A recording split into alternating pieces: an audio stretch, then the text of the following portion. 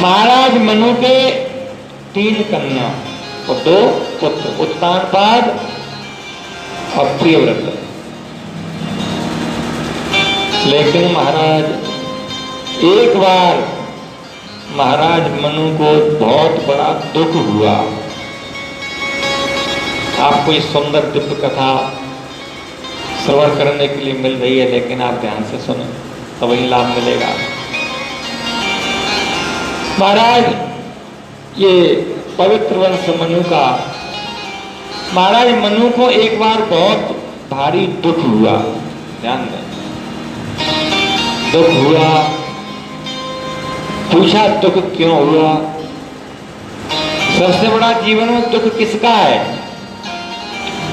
और सबसे बड़ा सुख क्या है और दुख क्या है? तुलसीदास महाराज जी उत्तरकांड में बताते हैं, नए दरिद्र सम दुख जग माही, गीत गीत सुख दुख जग माही, नए दरिद्र सम दुख जग माही, गीत गीत सुख दुख जग संत मिलन सब सुख जग नाई, संत मिलन सुख जग नाई। आज बढ़िया है। हाँ कोई बात नहीं, तो ठीक है। जी जी जी, हो गया, ठीक हो गया। महाराज तो उन्हें दुख हुआ महाराज मनु को। दुख क्यों हुआ? बोले कि दरिद्र, गरीबी सबसे बड़ा दुख होती है। तो महाराज मनु को दुख क्यों हुआ? क्योंकि ये तो राजा है, गरीबी की बात ही नहीं है। बताया कि राजा महाराजाओं को दुख संतान के कारण भी होता था। उन्हें क्यों? कि महाराज मनु के हो सकता संतान न हो। उन्होंने कहा संतान एक नहीं 2 बेटा, तो कहा हो सकता है बेटी न हो, इसलिए दुख हुआ हो। तो कहा महाराज मनु के 3 पुत्री हैं। विचार किया तो ऐसा हो सकता है बेटी को सुयोग्य वर नहीं मिला हो। तो कहा महाराज योमन करदम की प्रिय नारी। फिर क्यों दुख हुआ? तो विचार किया कि हो सकता है बेटी के बेटा न हुआ हो, इसलिए दुख हुआ हो। तो कहा बेटी के तो साक्षात भगवान ने जन्म लिया, देवते के रूप में भगवान मिले, कपिल भगवान। तो कहा हो सकता है कि अपने बेटा के कोई बेटा नहीं हुआ हो, इसलिए दुख हुआ। तो कहा बेटी के भगवान आए और अपने भी साक्षात नाती के रूप में भक्तराज श्री ध्रुव जी का जन्म हुआ। तो फिर महाराज मनु को दुख क्यों हुआ? तो आचार्य परम संत चूड़ामणि श्री चक्र चूड़ामणि तुलसीदास महाराज जी कहते हैं,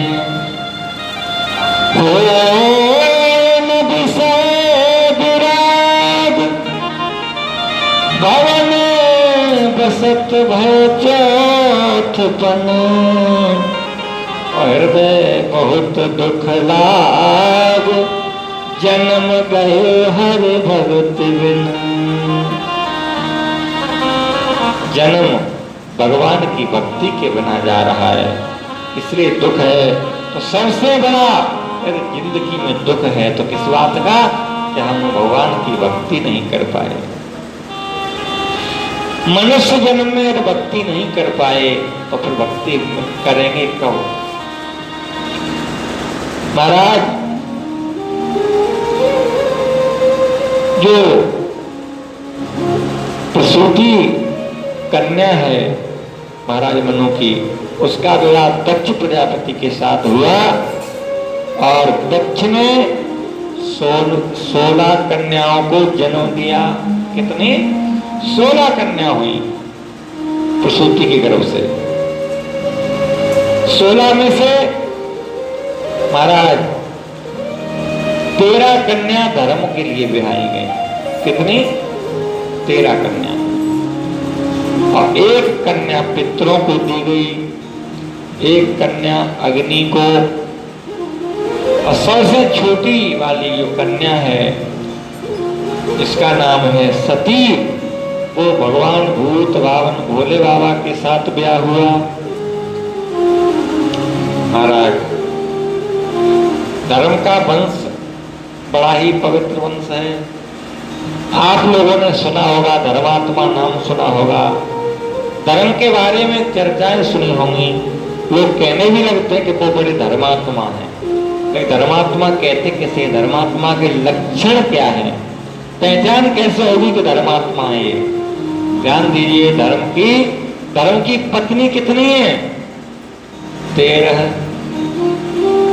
अर्थात धर्म 13 शक्तियों पर आधारित है। धर्म के स्तंभ 13 हैं। धर्म की पहली पत्नी है जिसका नाम है श्रद्धा। क्या नाम है? श्रद्धा। तो धर्मात्मा पुरुष का पहला लक्षण है कि वो श्रद्धावान होते हैं।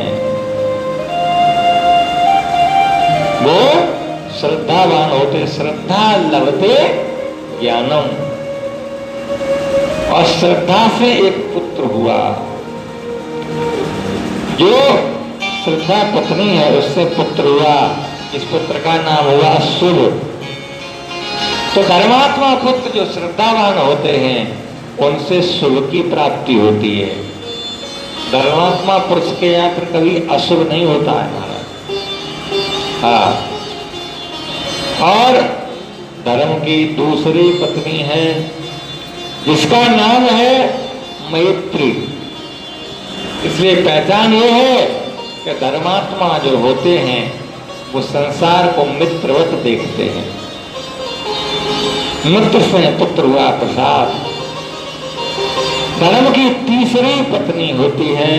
तीसरी पत्नी का नाम है क्या? दया। ये धर्मात्मा के लक्षण है। लोग कहते हैं अरे महाराज वो तो कहते ही रहते हैं तो है तो धर्मात्मा। अरे पहचान कैसे होगी? धर्म की बात चली गई तो विरोधी बन गए, धर्मात्मा कैसे मानेंगे? धर्मात्मा पुरुष का महाराज लक्षण है तीसरा, तो दयावान होता है। दया धर्म को मूल है, पाप मूल अभिमान। तुलसी दया न छाड़िए, जब लग घट में प्राण। धर्मात्मा पुरुष दयावान होते हैं और जो जीवों पर दया करते हैं। दया का उल्टा करो, क्या हुआ? याद। दया का उल्टा क्या हुआ? याद। जब तुम जीवों पर दया करोगे तो भगवान आपकी हमेशा याद करेंगे। और दया से पुत्र हुआ जिसका नाम हुआ महाराज क्या? अब है कि सब जीवों पर दया करता है, उसे संसार में फिर किसी की भय नहीं रहती है, वो निर्भय हो जाता है। महाराज धर्म की जो चौथी पत्नी है उसका नाम है शांति। शांति देवी। धर्मात्मा पुरुष शांत होता, अशांत नहीं। शांति से जो पुत्र हुआ उसका नाम है सुख। तो शांत होते हैं जिंदगी में सुख भी उन्हें ही मिलता है। और महाराज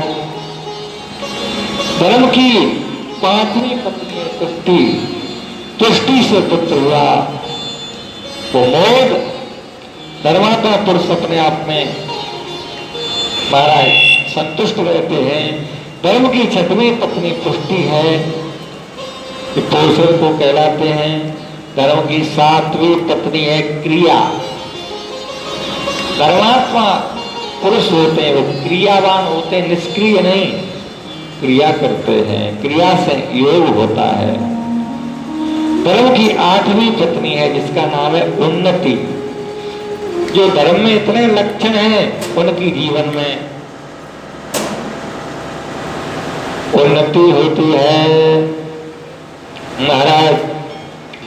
और उन्नति से जो पुत्र हुआ उसका नाम है स्वाभिमान, अभिमान।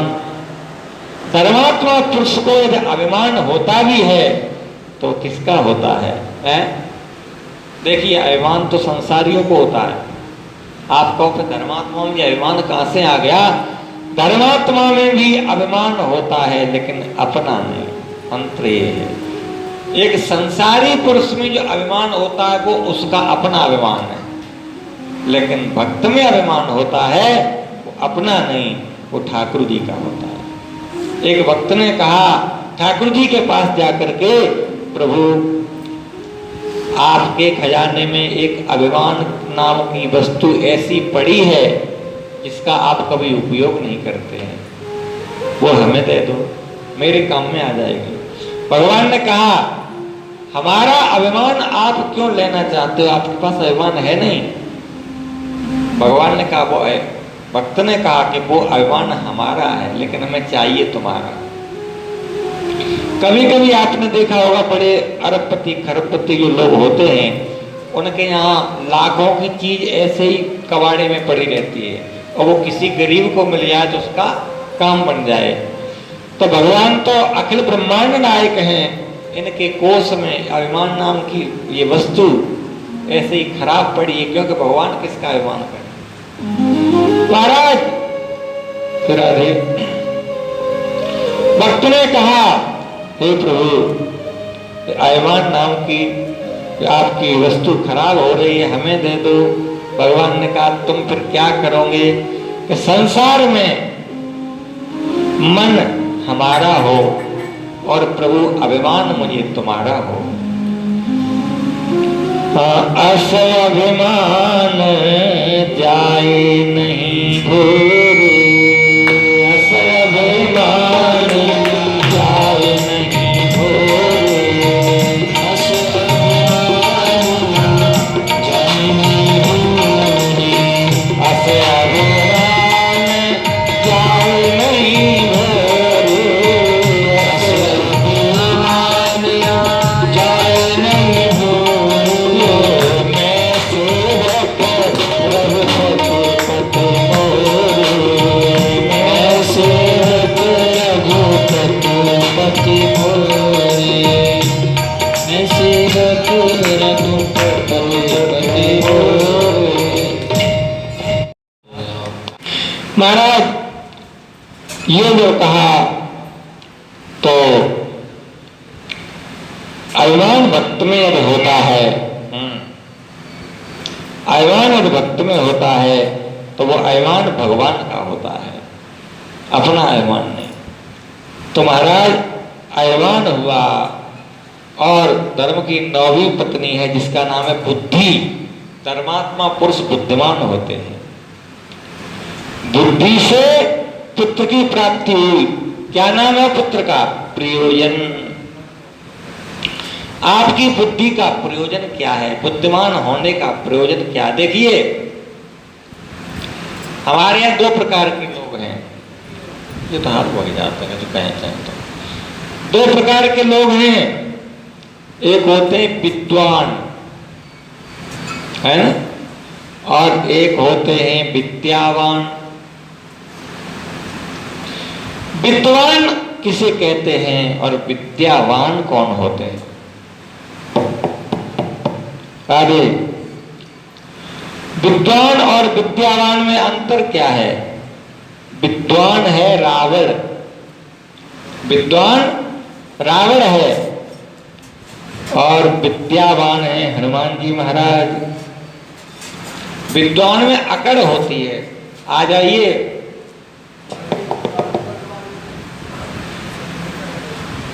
विद्यावान भगवान का भक्त हो सकता है और विद्वान में अकड़ होती है। हनुमान जी को क्या कहते हैं? विद्वान नहीं कहते, हनुमान जी से कहते हैं विद्यावान गुणी अति चातुर।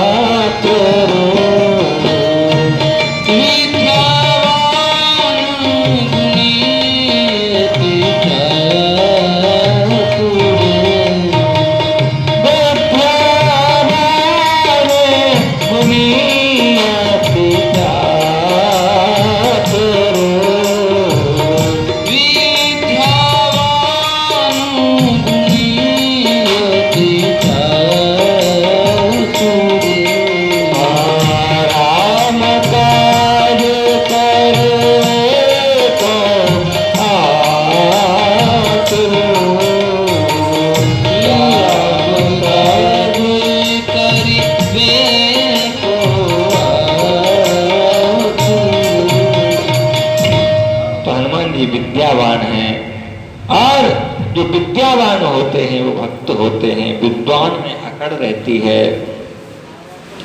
महाराज धर्म की 10वीं, इसी प्रकार से धर्म की जो 10वीं पत्नी है वो मेधा है, और धर्म की 11वीं पत्नी प्रतीक्षा है, और धर्म की 12वीं पत्नी वो हिरी है।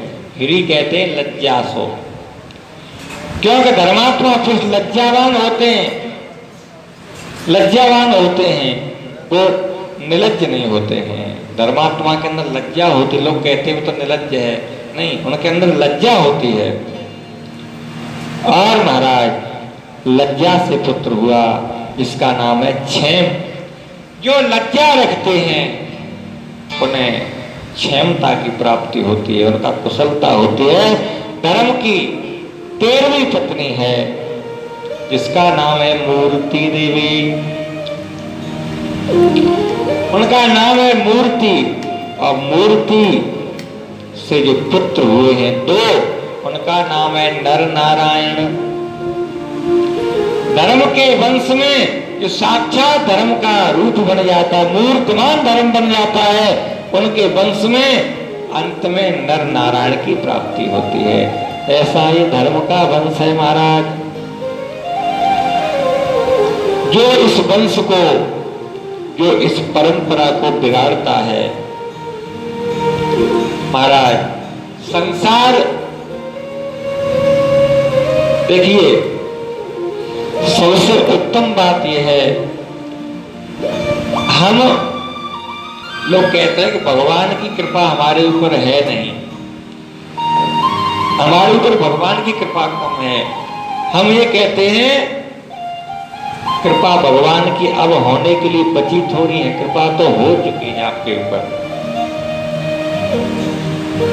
कृपा 4 प्रकार की होती है। कृपा कितनी होती है? 4 कृपा होती हैं। पहली कृपा किसकी है महाराज? पहली कृपा हुई ईश्वर की। ईश्वर की सबसे पहली कृपा हुई, और ईश्वर की कृपा हुई तो तुम लोग कहते हैं हमारे ऊपर भगवान की कृपा नहीं है। हम ये कह रहे भगवान की कृपा तुम्हारे ऊपर उसी दिन हो गई थी जिस दिन आप मनुष्य बन गए थे, मनुष्य बना दिए थे, उसी दिन आपके ऊपर कृपा हो गई थी। कृपा अब थोड़े न भगवान की बची होने के लिए। कब हो के करे करुणा नर देहि,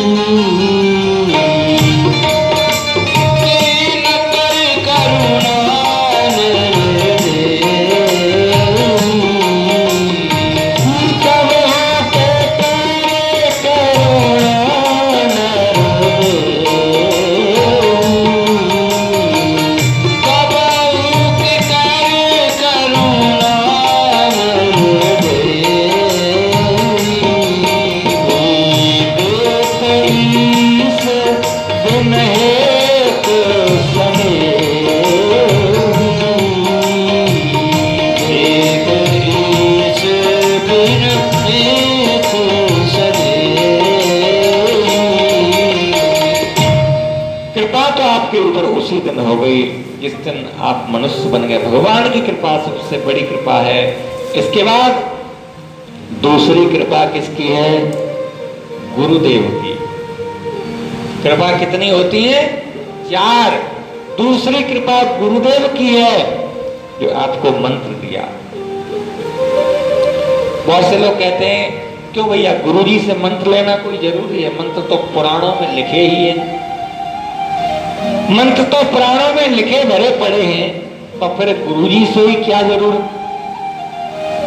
ये तो वही बात हो गई, कोई व्यक्ति गया और जहां पर कारतूस बिकते हैं वहां से कारतूस खरीद के लाया दुकान से, और कारतूस ले आया।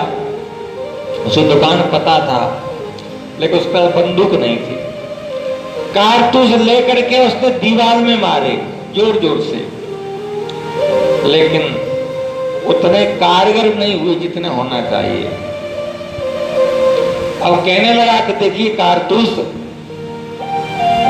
हम असली कारतूस लेके आए। देखिए कारतूस असली है और जिस दुकान ने दिए हैं वो दुकान भी कोई खराब नहीं है, वहां से भी असली मिले, लेकिन कारतूस चल नहीं रहे क्योंकि फेंक फेंक के दीवार में मार रहा है। वही एक खड़ा था बंदूक लिए, उसने कहा रुक जा ठहर, हमें दिखा। और जब वही कारतूस को उसने बंदूक की नली में रख करके और जब चलाया तो महाराज एक आंख दीवार में छेद हो गया। ऐसे ही ध्यान दीजिए, ये मंत्र क्या है? ये मंत्र कारतूस हैं। और दुकान क्या है? ये वेद पुराण दुकान है, वेद पुराण रूपी दुकान से में भरे पड़े हैं। लेकिन महाराज ये कारतूस, मंत्र रूपी कारतूस वेद पुराण रूपी दुकान से आप खरीद लें और मारे चलेंगे नहीं। कब तक? जब तक गुरुजी की बंदूक की, गुरुजी की पानी रूपी बंदूक की नली में जब तक रख करके ये नहीं चलेंगे तब तक ये काम नहीं करेंगे। तो गुरुदेव ने मंत्र दिया, ये गुरु कृपा है। वेद शास्त्र आपकी समझ में आ गए, ये वेद कृपा है। अब चौथी कृपा रह गई, कौन की? स्वयं कृपा।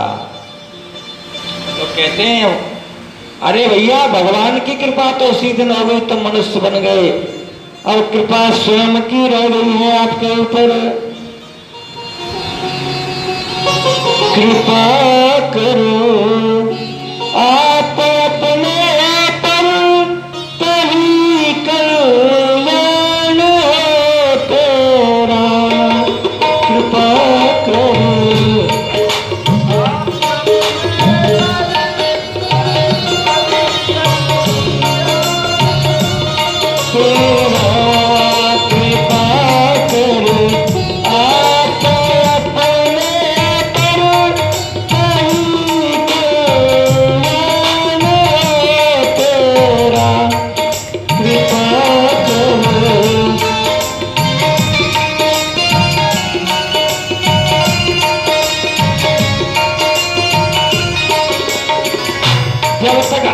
अपने ऊपर कृपा नहीं करेंगे। हम कह रहे तीसरा बोल, तीसरा